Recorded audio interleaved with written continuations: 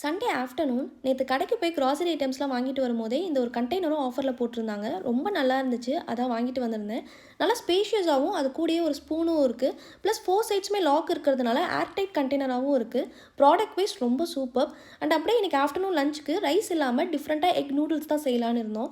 இதுக்கு ஃபர்ஸ்ட் ஒரு பாத்திரத்தில் தண்ணி ஊற்றிட்டு கொஞ்சம் ஆயில் உப்பு போட்டுட்டு தண்ணி நல்லா கொதிச்சதுக்கப்புறம் நூடுல்ஸையும் ஆட் பண்ணி ஒரு 10 மினிட்ஸ்க்கு அப்படியே விட்டு ஃபில்டர் பண்ணி கோல்டு வாட்டரில் வாஷ் பண்ணி செப்பரேட்டாக ஆற வச்சிடலாம். கோல்டு வாட்டர் எதுக்காக வாஷ் பண்ணுறோம் அப்படின்னா ஒன்று ஒட்டாமல் வரும். அதுக்காக தான். அந்த கேப்லேயே நானும் போய் ஃப்ரெஷ்ஷப் ஆகிட்டு வந்துட்டேன். இன்றைக்கி மசாலாலாம் போட்டு நம்ம ஊர் ஸ்டைலில் தான் நூடுல்ஸ் பண்ணலான்னு இருந்தோம். இப்போ அதுக்கு ஒரு கடாயில் ஆயில் ஊற்றிட்டு வெங்காயம் அப்புறம் நம்மக்கிட்ட இருக்கிற எல்லா காய்கறியுமே ஆட் பண்ணி மஞ்சத்தூள், மிளகாய்த்தூள், உப்பு, அது கூட சோயா சாஸ், சில்லி சாஸ் கொஞ்சம் ஆட் பண்ணி நல்லா மிக்ஸ் பண்ணிவிட்டு அப்புறம் நம்ம வச்சுருக்க நூடுல்ஸையும் ஆட் பண்ணிவிட்டு ஃபைனலி எக்கு, பெப்பர் போட்டு நல்லா ஒரு மிக்ஸ் கொடுத்தோன்னா அவ்வளோதாங்க. டேஸ்ட் வைஸ் ரொம்ப சூப்பராக இருந்துச்சு. பாய்.